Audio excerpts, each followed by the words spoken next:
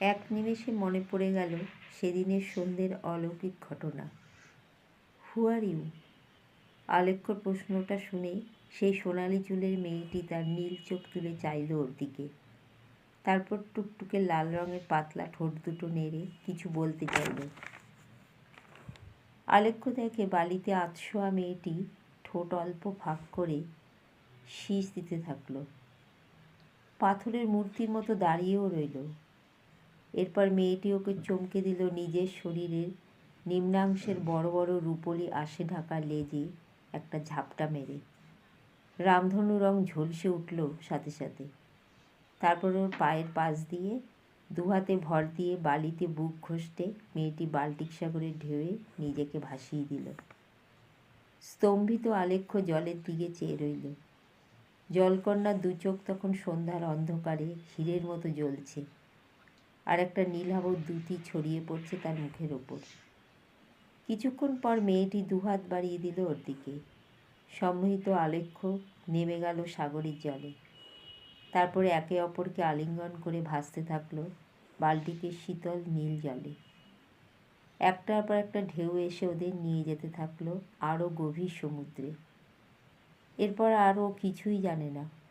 কিভাবে সৈকতে এসে পৌঁছেছিল তাও তার অজানা।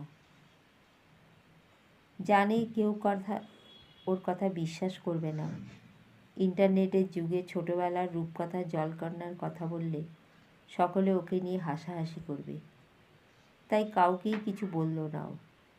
কিন্তু ওই শীষটাকে উপেক্ষা করতেও পারল না। বিকেল 4টেয় চলে এলো লোমা বিচে। ফিশারম্যান ভিলেজ পেরিয়ে যখন আরও এগোতে থাকলো তখন সূর্য ঢলে পড়ছে।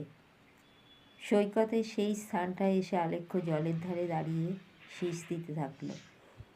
আজও অনেকগুলো গ্রেল্যাক জলে সাঁতার কাটছে, বাকিগুলো বালিতে ঘুরে বেড়াচ্ছে।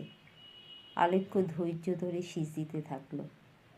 আচমকা জলে ভাসা গ্রেল্যাকগুলো তার স্বরে ডাকতে ডাকতে জল থেকে উঠে আসতে থাকায় আলেক্ষ্য বুঝল ওর উদ্দেশ্য সফল। কয়েক মুহূর্ত পর ঢেউয়ের উপর ভেসে উঠল নীলাভ দ্যুতি মাখা একটা মুখ। আলেক্ষ্যর মুখে তখন বিশ্বজয়ের স্মিত হাসি। দ্রুত হাতে জুতো, মোজা, জ্যাকেট খুলে ও নিজেকে ভাসিয়ে দিল বাল্টিক সাগরের নীল জলরাশিতে। ঢেউ ভেঙে ভেঙে সাঁতরিয়ে পৌঁছে গেল সমুদ্রকন্যার কাছে। বাল্টিকের শীতল জলে ভাসতে ভাসতে একে অপরকে বেঁধে ফেলল উষ্ণ আলিঙ্গনে। এক নিমেষে মনে পড়ে গেল সেদিনের সন্ধ্যের অলৌকিক ঘটনা। হু আর ইউ?